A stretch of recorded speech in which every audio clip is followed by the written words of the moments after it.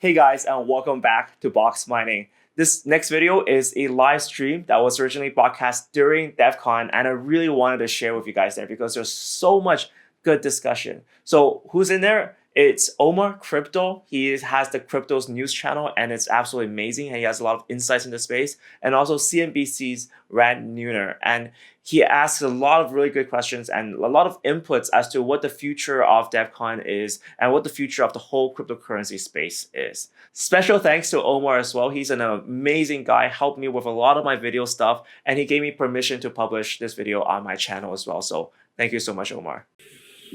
Hello, everyone, and welcome back to Crypto's News. I'm here with two very special guests. So nice to have you both on at the same time. Welcome. How are you guys doing? Boxmining and Mr. Crypto and Ran. How's it going? Absolutely amazing. Last day at DEFCON here. So many people just gathering together, being friends. It's amazing. It has been amazing. Very seldom do you see on the last day of the conference that the conference hall is still full. Yeah. But if you walk around it today, everyone's still here. It's like, when are you guys going home? I know, even when they're hungover, they still show up, huh? Yeah. So what's some of the most exciting things that you've seen that have gotten you coming back today on the last day and not staying in your rooms or leaving? You mean other than the parties? I mean, so the parties here have been fantastic. That I can say. Really, the guys have pulled out all the stops to have good parties. In general, very excited about the fact that we've got all the trash out of the ecosystem, and that the people that are here are real builders. People with high intellect, building good projects, all working together to build an ecosystem. You know, you sit in the workshops here and people are working together to build mass adoption on-ramps and off-ramps. With things that we didn't even think that we needed, you know, like basic things that we didn't even think that we needed are being built here. So I think this is probably the most important conference in the whole circuit, specifically around the ETH blockchain. Wow. And for you, Michael? Yeah, for DevCons, I think it's people who do actual stuff. So it's not people who have fluff and say just talk about grand ideas. We did have a very grand idea yesterday, the whole blockchain city. We'll talk about that later. Think of that. Yeah, what did you think about that? What did you think of that? Okay, so I got pretty skeptical because we got 3D printing on a blockchain city. We got airports on a blockchain. We got blockchain. So I feel yet again it's too much. That was I like the fact that we can have cities on a blockchain. I think this is an idea being discussed a lot. There might be some aspects of a smart city you can do it, but not everything. Yeah. So I think that was a lethal combination of marijuana, mushrooms, and money. Because I don't understand how anybody could think of creating a city like that. It's so far-fetched, and I mean, incubating we've seen it before, right? I mean, people trying to build smart cities. Do you think that the approach that they're taking is going to be more likely to succeed, or do you not believe these at all? For example, the seasteads that we've seen. First of all, I don't believe that you need blockchain to build a city, and that you don't need to build a city on blockchain.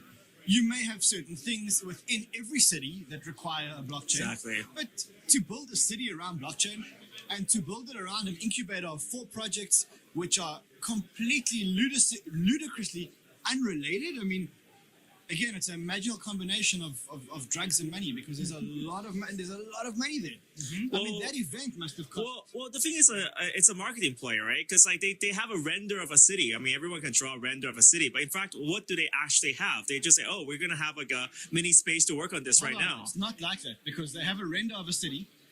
They claim to have bought a bank. They've spent a lot of money on marketing. I mean, last night's event was $200,000-300,000. The advertising campaign around the whole city was another close to $500,000 minimum. So you're talking about people with a lot of money. I heard they hired the best PR firm, if not in the whole world, to set up an entire directive. But I heard a lot of concerns on the bus. People saying it's a lot of subliminal messaging because they had the trailer playing on loop. Luckily, it was only audio on the first time through. But it was weird. It was very controlled. They actually had a bomb squad there with dogs. I've never been pat down at an airport to that level. I almost felt violated. It was so strange. It was surreal. You get someone talking about community and someone talking about Ethereum and how much they're a part of the community, and then they walk around the hall of the Ethereum developers surrounded by 6 bodyguards. And if you wanted to approach him, you had to approach within a certain angle. I thought I was going to get tackled when I went up to him, but I still got close enough that I could have got. No, I respect what he's doing. Honestly, I think he's a hero just for fighting the IRS and the Coinbase case, Jeffrey Burns, because a lot of people I feel like are pushovers in the space. So at least I give him that. So I called him a hero early on when I heard about that. So we'll see if he actually has, the gumption to continue to do what he's doing. And somebody told me there's about a 5% chance they have succeeding, and it's going to be about execution at this point. Succeeding for what? Succeeding for what? Like what do you define success in this state? Building a city out, or just having one project like getting some sort of adoption? I think it's like the vision is just way too like too much fluff. It sounds very much like a 2017 ICO. Like promising the world, and I almost expect the people to start throwing ETH at it, like in 2017. I'm not sure it's going to be that easy. If this was 2017, everybody would have been very excited, and they would have been like, one ICO with enthusiasm, instead of the whole time I was monitoring the stream here, being like, when's the ICO going to be pitched? Like maybe they spent a year planning this whole thing, like they planned this whole event last year when it was hot, and then they had like a bunch of ICO buttons, and they just deleted that and another day, That's funny. I must say, the event was fantastic. The event was a high-grade event. The level of the production, both on the way to the event and the event, and the fact that there were walls in the city with the advert playing on the walls and the hologram. I mean, that was an A-grade event. That was like, they didn't cut any corners, not even on the security, as you rightly mentioned. So people were concerned apparently on Reddit that everybody's going to be murdered. I joked about it on the bus. Maybe they're bringing all the blockchain people here. Holy shit, yeah. Just to murder everybody. And they have people in World CryptoCon in Malta as well. But you say that, it's quite scary because like so many bright minds gathered here. If something did happen here right now, this would be a big devastation to the ecosystem. When you walk around here, you've got Ethereum developers, you've got EOS developers, you've got Bitcoin Cash developers. Yeah. I even think I saw Satoshi. I mean, everyone's here. So this is a real gathering. And Satoshi or fake Toshi? Fake Toshi, no. I heard this community actually doesn't like him very much, from what I've heard. I don't think he's welcome here. In fact, if I remember correctly, he's blocked Vitalik on Twitter or something like that. Oh, dang. One of those things. Don't quote me on this. Because Vitalik called him out, like, just signal properly. If you want to prove that you're Satoshi, just send the fucking money. As guys who travel to all these different conferences, what are some of the ones you've been to recently? How does this crowd differ from those? So this is a DevCon. This is no bells and whistles. This is no hype. Not a single ICO in the whole place. This is real stuff. This is where I come not to produce a show, but actually to work on the fund and to meet projects and stuff like that. When we go to the other conferences, and there are some very good conferences. I mean, I really enjoy Beyond Blocks. I really enjoy Crypto Invest Summit. Yeah. Are you going to Beyond Blocks? So yeah, I probably will be at Beyond Blocks. But for me, Beyond Blocks is one of the best conferences out there in terms of quality. I like Consensus Invest as well. I think that's a good one. What I'm trying to stay away from, except for when I have to for the purpose of the show, is the retail conferences. The ICO shill conferences. Yeah. And I mean, on the one hand, it's very good to create that bridge from people who don't know anything about crypto to bring them into crypto. But on the other hand, it's a platform for B-grade ICOs and scam coins to pitch themselves. And I'm kind of interested to see what happens next. Like, and all these Shark Tanks and all that. Yeah, I mean, will they be able to raise money? I don't think so. I mean, if you see these ICOs today, they're not raising any more money. And you know what? I think it's a great thing. Okay, so now your question is this, all right? So ICOs is over. Everyone who's on the ICO boat, they're jumping to STOs. And real quick, just to introduce, I'm sorry to intrude, but we have some people joining the stream. I want to invite you guys to hit the like button. Let us know what you think in the comments as well.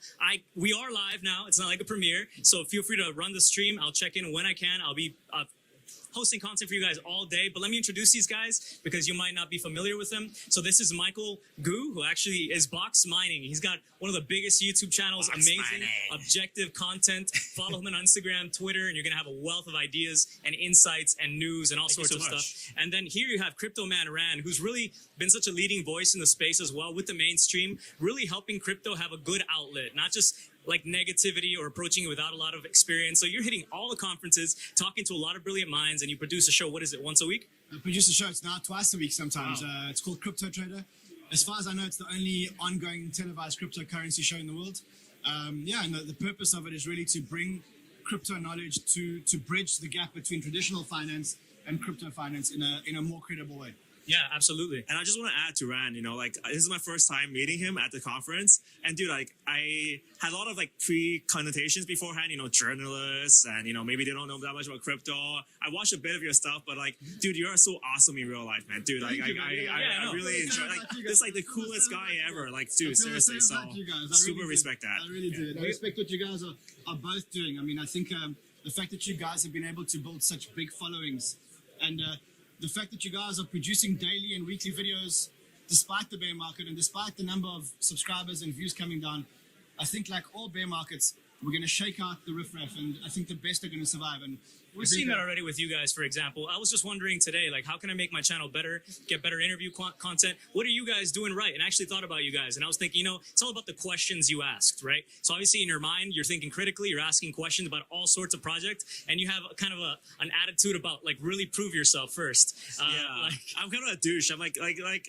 kind of say, like, I'm like, I don't pretend to be nice sometimes, but what I do right now is I'm trying to just Apparently go around. I'm the nice guy. Yeah, you're the nice guy. Yeah. So I go around with my camera. I just shove my mic in someone's faces nowadays.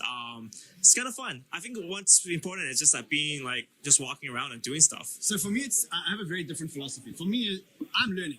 I learn every day, as I think we all are learning. And my objective is to take my viewers on the learning journey that I go on, which is why my show started as an in-studio show only. And the sponsors were in-studio sponsors. And I moved the show to conferences. And the reason is I was learning so much at conferences that I wanted to bring the users and the viewers with me on the learning journey. So this is like my show is a personal journey, and I'm bringing everyone with me. And we'll make mistakes along the way. We'll meet amazing people. As you know, I try and get all the most interesting people, including you guys, on my next show. Yeah, we were just on his show, so definitely subscribe. Thank you so much, man. You actually had great questions, was what I was going to say as well. Excellent questions you asked us about the event, so you'll be able to check that out later on. It's kind of funny you say that as well, because like I did the discovery journey last year as well. The first one I went to was in Shanghai, and there was like 30 like something ICOs there. It was like absolutely crazy. They were like booth babes, like all dressed up in like skimpy clothing. Things have changed. How things have changed. And before, I think if it's your first conference, it's actually, wow, okay, that's what happens. But then when you see like 30 conferences that all do this, you're like, okay. I think it's time to put the fluff aside. Yeah, exactly. And this is why this conference is good. Like this conference gives you hope.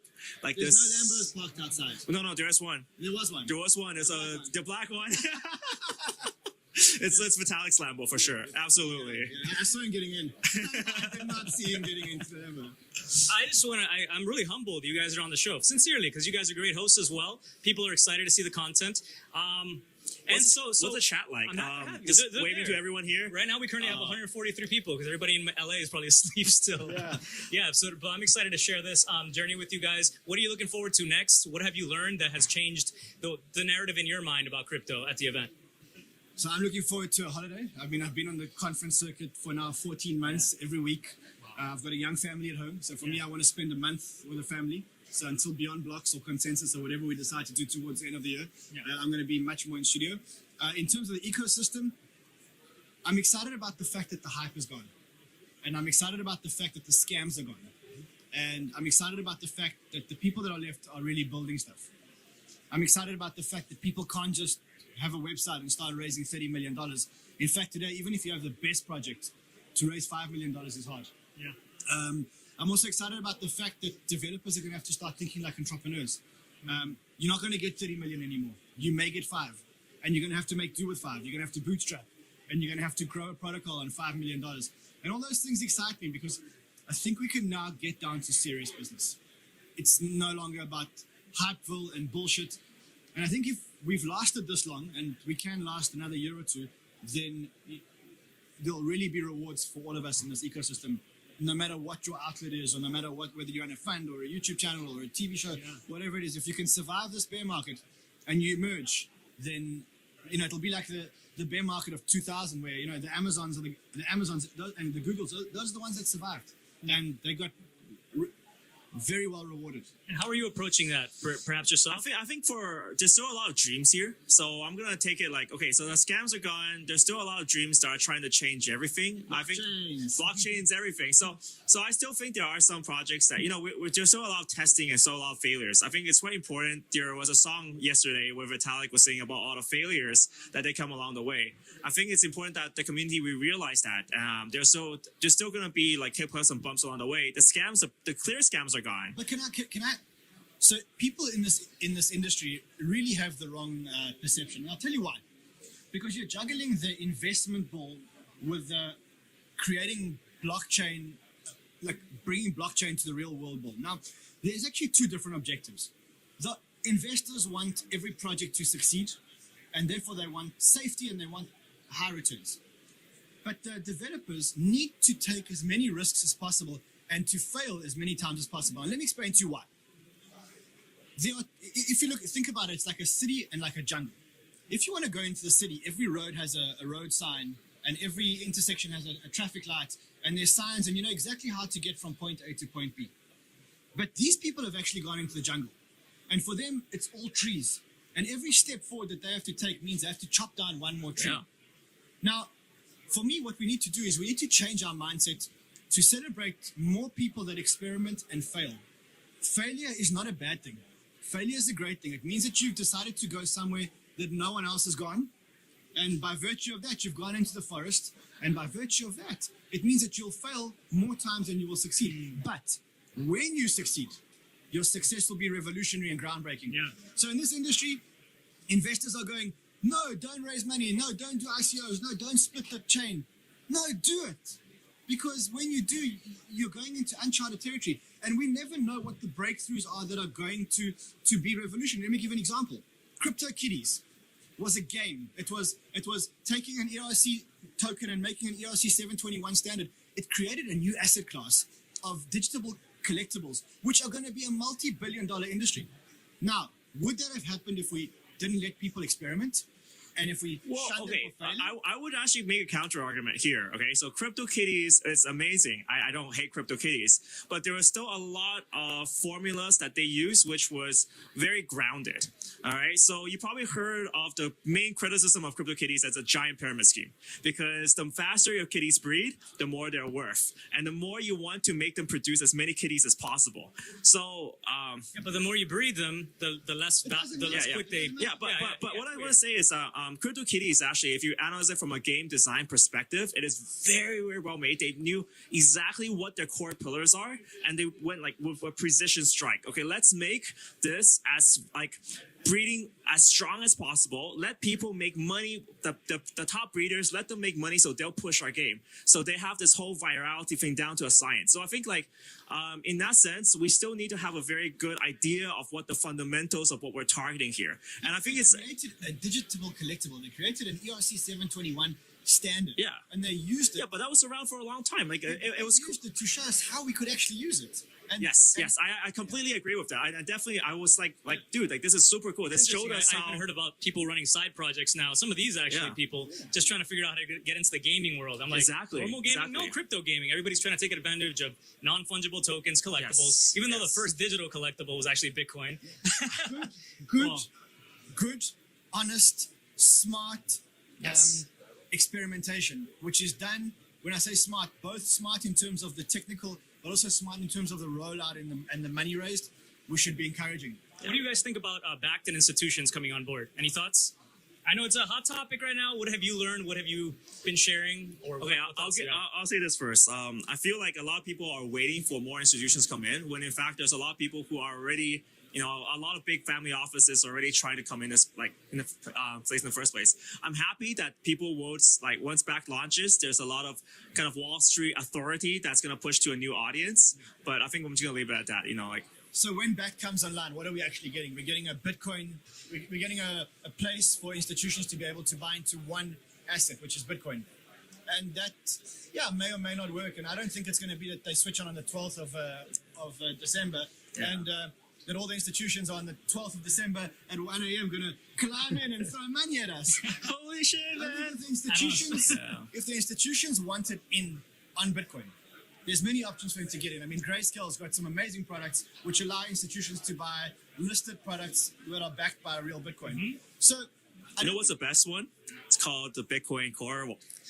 Download the core, get a code wallet. Like, there's no substitute for that. And I feel backed is a good on-ramp for that. That's what it is. What do you think is, if it's not backed, what do you think would be the thing that would give institutions the know of the space, the reputation in the space, looking at it and say, I want to get involved now. I want to buy some GBTC up Grayscale investments, or I want to be trading on the CBO or CME, because you're right, there are options now, but they're still not here. You need two things. You need institutional on-ramps and off-ramps which are being built. Custodians, institutional grade exchanges. You need legislation, which is, yes, Bitcoin is regulated in most jurisdictions, but you need more legislation around the rest of the ecosystem.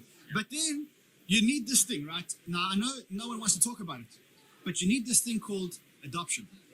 Like you need people to actually start using blockchain. Because institutions, let's think of a pension fund. And the pension fund manager walks into his board meeting and he's just lost a lot of money on crypto. And he stands there and they say to him, all right, just tell us exactly what you invested in. He says, look, I invested in this instrument called the utility token. It gives me no rights. It gives the company no obligations to me. And actually, it doesn't even work on the network. By the way, you can also use other tokens on the network except for the utility token. That guy's going to lose his job. Yeah. So we need to get our shit together. So STOs might be exciting, providing dividends monthly, like quarterly reports, this kind of thing. Well, it's just more of the same old. It's just the stock market yet again, right? The stock market moves on to digital. Yeah. So you see something happening way more revolutionary, even on a short term. So yeah, I think for a while, like I've been talking about this a little bit earlier with Rand, but we're gonna repeat it. So it's the idea that Bitcoin cannot be replaced when governments fail. Right? When governments fail, when there's mass hyperinflation, like what we saw in Venezuela and South Korea were telling me about that. And in China, even China, there's no value transfer out of the country that's not monitored by the government. So there is a need for some form of value transfer around the world. And crypto right now, it's global. Like we've seen this in so many countries. So for me, there's a few use cases. One is global transfer of value. Yes. Bitcoin Cash, XRP, you name it. I'm not going to name it. But you know what I'm talking about. Currency / store of value. One vertical.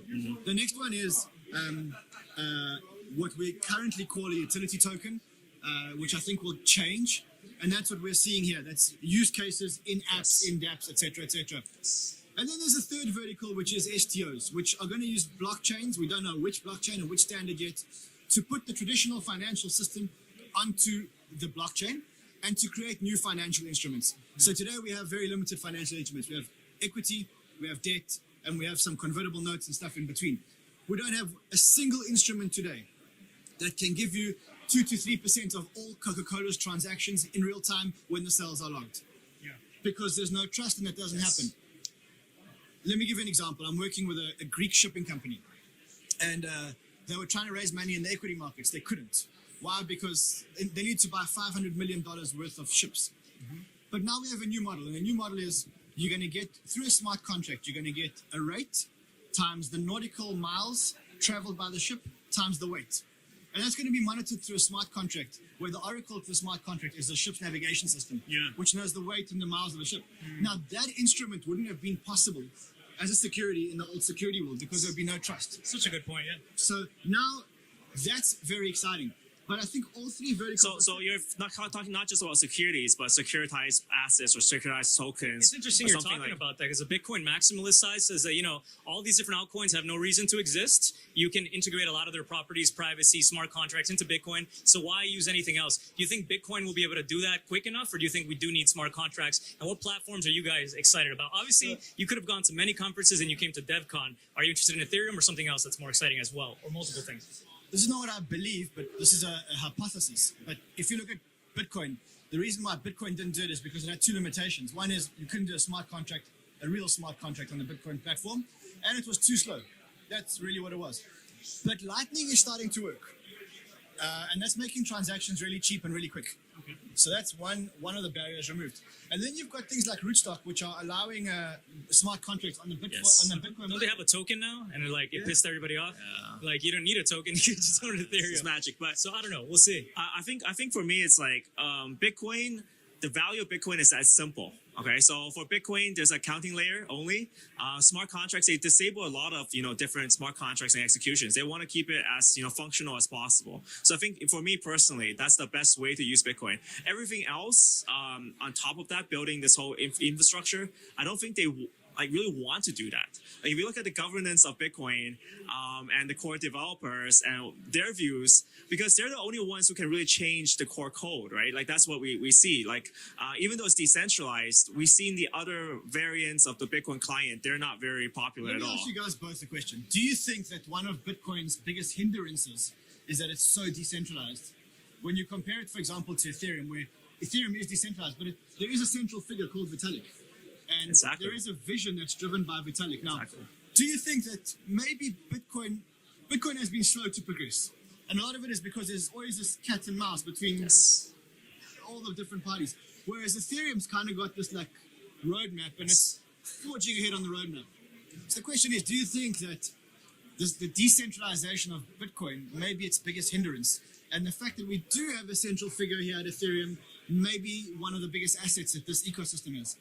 So I definitely think there's a balance. So the more decentralization you have, the harder it is to make something work. That's really important to recognize that. It's like decentralization is like, we don't want to go back to the communism days, right? Where it's like, oh, communism's great on paper, everyone like let's share money to everyone. Everyone has a vote, everyone has a right. And then you get to a point where okay, we can't do anything, right? So you have to have that kind of balance. I think right now, Bitcoin as a store of value, you don't want anyone else touching your store of value. All right, you have a Swiss bank. It's like, it's nice, it's safe, it's under a mountain, no one can touch it. Ethereum is like super hyper speed, right? You're putting your money on hyper speed rails here. They're going to change the entire engine of Ethereum. They're going to move to proof of stake. How crazy is that? There's actually a talk later on why proof of stake. Yeah. Ingun Sire, I don't know how to pronounce it. So that's going to be exciting. Got to check that out. And it's so hard. It's like starting proof of stake. These are like fundamental changes. How scary is that on something? Like, do you trust like for value transfer to be on there? Okay, for store of value, maybe not so much. So I think there's different. That's why I think there's different uses, right? I agree with you, man. I'm not going to be like one coin's going to rule them all. Probably the number one value about Bitcoin is that there's only 21 million that will ever exist. Not going to change. I think that would be there would be a lot of resistance to that, no matter what. And then the other part of it is security, right? You're absolutely right. They don't want to be pushing out this software, but at the same time, let's play a game here. So I'm gonna give you guys some coins and just say yes or no. And let's look 3 years forward, okay? Okay. Bitcoin. Of course. yes. Ethereum. Of course. Yes. Litecoin. Yeah. 3 years? Yeah. Why? The community is insane. And there's a lot of people. Yeah. It's a precursor. So you're going to test out all the Bitcoin things beforehand. I think that's the biggest justification for it. What is the value of a Bitcoin testnet? Is it 1% of Bitcoin's value? Is it 10% of Bitcoin's value? What is the value of a Bitcoin testnet? Fundamentally, the way I see Litecoin, if it is going to position itself as a Bitcoin testnet, it's not going to have much value. It's little bro, man. It's like, all right. It's a fair point. Ethereum how much has is that Robston. worth, Yeah, Ethereum has Kovan. You have all these different test nets, and people are breaking things all the time. But Robston just went down. Charlie is also doing most of the atomic swaps and adding support for that. So you don't know. It's like, that's a question mark. I think that's like, how successful can they push with Litecoin? Okay, so Litecoin, maybe, yes. EOS. EOS? That one's a tricky one. I'll be honest. I'm not entirely sold on it. Absolutely. There's a lot of problems with governance that needs to be taking place. The community is quite divided. Yes to him or yes to EOS? No. I said yes to EOS. And I was super excited about yes to EOS because it's a balance point. It's a balance point. You have to have middle points. Like, not everything's going to be needing that severe amount of decentralization. All right, let me ask you guys another one. XRP. Unfortunately, yes. Absolutely no. Okay. In 3 or 4 years, not going to be around. Walk me through it. So XRP, what I feel like is that a lot of the services that they do, they're trying to, we have to separate Ripple from XRP, right? That's what I've been doing for a long time. Ripple itself, I think it's going to be absolutely awesome, okay? It's going to challenge Swift. It's going to give Swift a good run for their money. But XRP, it's not a good store of value because it can be frozen. It's exactly what the banking structure is doing. So why are we moving to something that's exactly the same? Just that's I've done a little bit of research, and I'm not. I mean, you guys feel free to make up your own minds. They are pushing to make XRP more decentralized. It hasn't been decentralized up until now, that they admit, but they are pushing to make it more decentralized. And when you look at the new products, like the X-Rapid product, there actually is a real use case for XRP. Like I was very skeptical from one bank to go to XRP and then to XRP to another bank and going down to why would you ever want to do that? Like, you can just send a simple message to say, okay, look, the best use case, the best currency, if you want to ever do that, is called the US dollar, and it got exact same. You send the US dollar physically from point A to point B. If you want to send US dollars from the USA to Mexico, how do you do it? Yeah, you use whatever Ripple technology. Yeah, you use Swift or you use the Ripple method. Okay, you use Xcurrent. So we have all this. Right? It doesn't transfer money, only messages. Okay, it sends a message. We It have sends all a these- message that this amount of money is transferred, right? Otherwise, Again, I'm not a big Yeah. XRP. I mean, I'm indifferent. Yeah. So for me, I'm not sure. It's a good question, man. I was just thinking, like, realistically, it's going to take longer, I think, for a lot of these coins to wither away. You talked about some high coins right now. Those coins are all probably going to be around. There's a lot of holders in the game, have a lot of clout. 10 years from now, if that would be a completely different question. I agree with you completely. XRP is kind of pointless. Right now, everyone prefers to use Xcurrent. It's more auditable internally, faster blockchain, whatever. Why decentralize? It's going to slow it down. That's the actual purpose for it. That's what I would think. I think Ethereum's a smart contract leader, so EOS is going to have to work really, really hard. And what about enterprise? See, like for VeChain, I was like very big into VeChain because they're the ones who have the partners on board already, like PwC and also DMVGL. Luxury brands, Luxury brand. on VeChain. Yeah, so I think there's a lot of like additional things we can use on top of that. I think that makes a lot of sense, and that's why What about Bitcoin Cash? you know what? I love that Bitcoin Cash developer, but I'm gonna say a solid no for that. I would say as long as Craig Wright isn't around too much, I would say probably it'll be around. They're going to have a hard fork on November 15th. I was actually chatting with Omar, who's a developer, brilliant mind.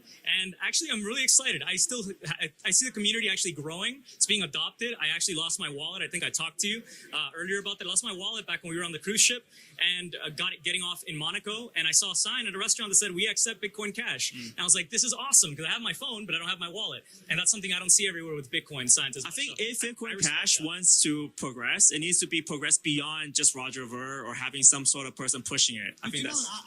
I agree with you, but on the other hand, I look at Bitcoin Cash, and Bitcoin Cash to me has a strategy, and is being executed. The strategy is being executed on by entrepreneurs.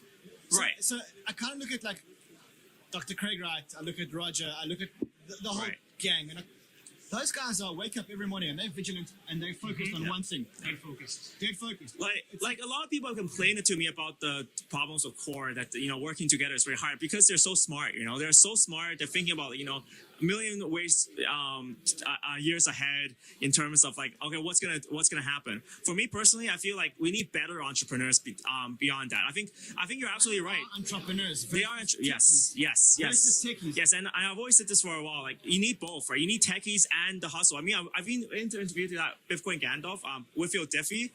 He's been around. He's a guy who invented public private key cryptography, the Diffie-Hellman exchange, protocol exchange. And he was like, he didn't realize how many hustlers were needed to bring this technology forward. So I absolutely agree with you. Entrepreneurs, guys who can just hustle and just shove that shit everywhere.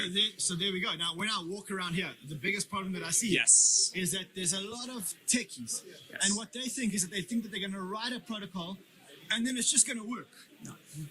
You need the hustle. You need the hustle. Strategy. You need the hustle. Yeah. But we're going to have better hustlers coming in. I think this is the part about this year. A lot of the hustlers that we saw, they're scammers. They're just not a hustle for money. Yeah. But now we need hustlers that can hustle for a product to really push that product forward. For adoption. Absolutely. A battle between Bitcoin and fiat money happening first, or Bitcoin and other cryptocurrencies, and that playing out first? Bitcoin fiat money has already been battled. Like China, they love Bitcoin because... If we had to have one winner in Bitcoin versus fiat money, ultimately within like the next 3 years, 5 years, or versus cryptocurrencies as being number one, undisputed, not going to change. What do you guys think? I don't know if it's 3 or 5 years or 10 years. That's the problem. My timing in this industry has been a little bit off because I think I'm not a techie and I don't appreciate the amount of work that needs to be built around the technology.